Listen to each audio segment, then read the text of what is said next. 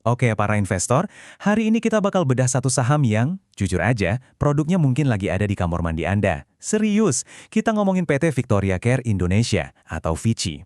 Nah, pertanyaannya simple. Dengan harga sekarang, saham ini bagus nggak sih buat dimasukin portofolio? Yuk kita cari tahu bareng-bareng. Pasti kenal dong sama produk-produk ini. Herboris ini kan udah kayak menu wajib skincare banyak orang di Indonesia. Nggak usah diraguin lagi deh popularitasnya.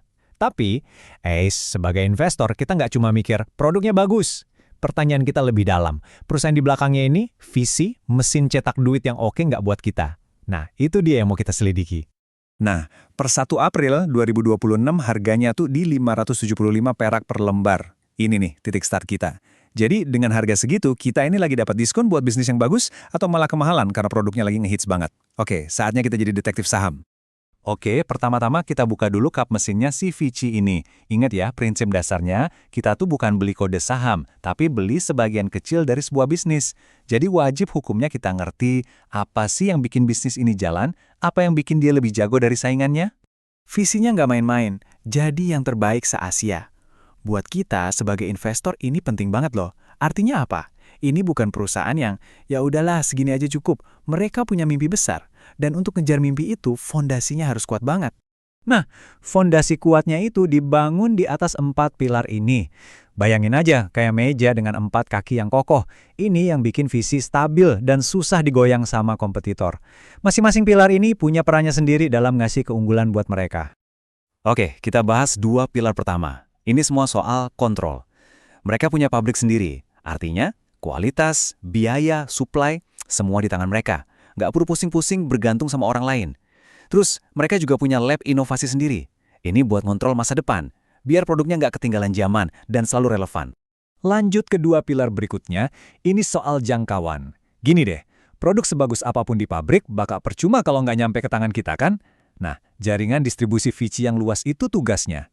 Terus, yang paling kuat, brand Herboris itu sendiri. Ini bukan sekedar merek, ini tuh kayak jalan tol yang langsung nyambung ke hati konsumen. Aset begini nggak bisa dibangun sehari 2 hari. Oke, jadi model bisnisnya kelihatan solid ya, 4 pilarnya kuat. Tapi bisnis keren di atas kertas harus dibuktiin sama angka, bener nggak? Nah, sekarang waktunya kita periksa kesehatan dompet perusahaannya. Wow, kalau kita lihat rapor keuangannya, VICI ini kayak punya benteng pertahanan yang tebel banget. Laba positif terus 5 tahun berturut-turut. Bisnisnya jalan, itu udah pasti. Tapi yang bikin saya paling wow, itu rasio utangnya. Rendah banget. Buat kita, ini artinya simple. Risiko bangkrutnya kecil. Kita bisa tidur lebih tenang. Ini tanda keuangan yang super sehat. Kedengarannya sempurna banget kan? Tapi, tunggu dulu. Sebagai investor yang jeli, kita nggak boleh gampang puas. Selalu ada tapinya. Dan di sini ada satu angka yang agak ganjil di laporan keuangan terbaru mereka. Sesuatu yang harus kita perhatikan baik-baik. Dan ini dia. Laba bersih mereka di tahun 2025 ternyata turun 22,3% dibanding tahun sebelumnya. Nah loh, ini dia dilemanya. Di satu sisi kita punya benteng keuangan yang kokoh banget. Tapi di sisi lain, kok ada retakan kecil ya? Ini cuma keserimpet sesaat atau ini pertanda awal dari masalah yang lebih gede? Jawaban dari pertanyaan ini krusial banget. Oke, jadi kita udah punya gambaran. Perusahaan kuat, tapi performa terakhirnya lagi turun. Pertanyaannya, balik lagi ke awal. Harga 575 perak itu kemahalan, kemurahan, atau pas? Nah, buat jawab itu, kita butuh alat ukurnya. Alat pertama namanya price to book ratio atau PB. Gampangnya gini, bayangin nilai buku itu adalah harga modal semua aset perusahaan, gedung, mesin, semua deh, kalau dijual hari ini. Nah, PB ini ngasih tahu kita berapa kali lipat harga sahamnya dibanding harga modal itu. Makin tinggi angkanya, berarti pasar percaya banget perusahaan ini bisa pakai aset-asetnya buat cetak untung besar. Alat kedua, ini yang paling sering didengar, price to earning ratio atau PE. Ini tuh kayak nanya gini, kalau saya beli perusahaan ini, butuh berapa tahun sih labanya buat balik modal? Jadi kalau PE-nya 28 kali, artinya orang-orang rela bayar 28 kali lipat dari laba tahunannya. Kenapa? Karena mereka super optimis labanya bakal naik gila-gilaan ke depannya. Nah, ini dia angkanya, VICI. PE-nya 28,2 kali dan PB-nya 3,5 kali. Kalau dilihat angkanya doang kesannya, mahal juga ya. Tapi ingat, di dunia saham, angka itu nggak bisa berdiri sendiri. Kita harus bandingin dulu, baru ketahuan ceritanya.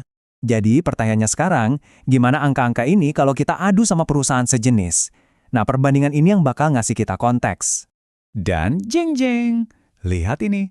PB Vici yang 3,5 kali itu bukan cuma lebih tinggi, tapi hampir 2 kali lipat lebih mahal dari rata-rata pesaingnya. Jelas banget pasar nganggap Vici ini anak emas di industrinya.